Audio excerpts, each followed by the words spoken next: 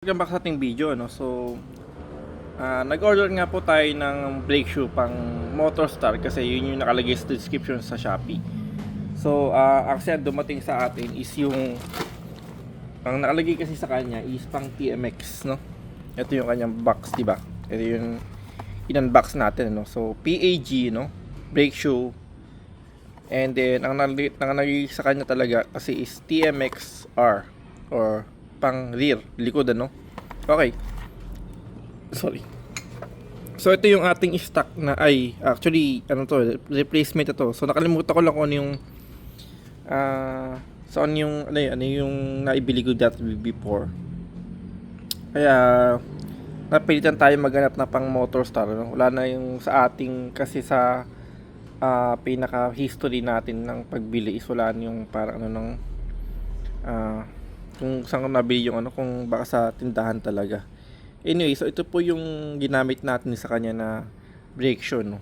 So again, yung motor natin is Motorstar Star X 175, no? Pero sinukat natin siya, guys. Ito yung bago, no?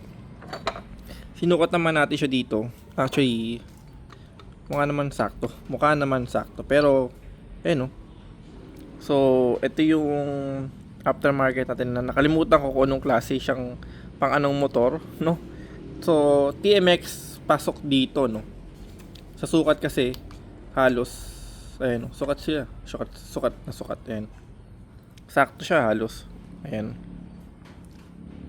Tapos, siyempre ito PAG, ito nakalimutan ko na ano brand, sorry.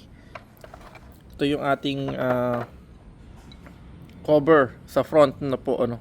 So, pang front to, pang TMX rear. Mukhang pasok siguro. Ayan. So, sinabayatin ng konting linis. Actually, dito yung mababag sa pinakatalagang ano dahil yun talaga ang quality ng Motorstar eh. So, ayan. Linis natin ng konti.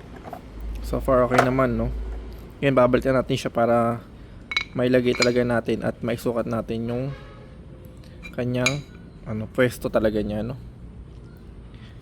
Okay. So, ngayon, guys, sige, kabit na po natin muna, no?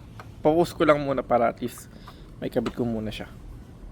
So lalagay natin itong pinaka brake shoe na pinadala sa atin ng seller kasi pan TMX siya, pero pan TMX rear pero ano siya sa front ng ating Motorstar 175, ano.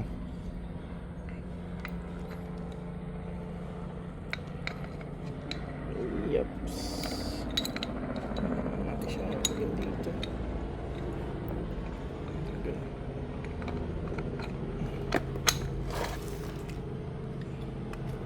Natin yung spring.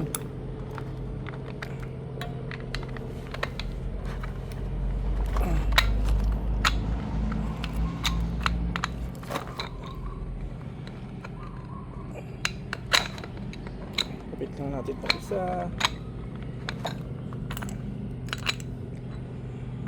Tanggal yung ating spring gate.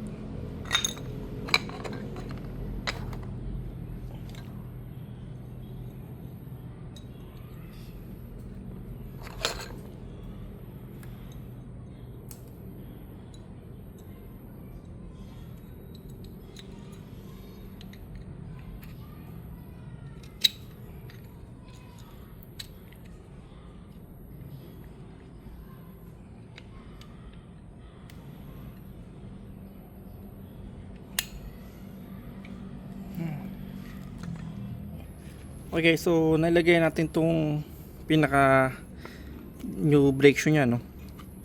So mukhang sakto naman siya, guys. Ayan, kitang-kita naman.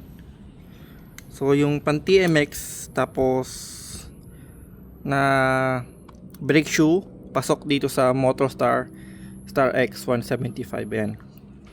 So ayan, kitang-kita naman. Ito na yung bago nating brake shoe na PAG ang brand.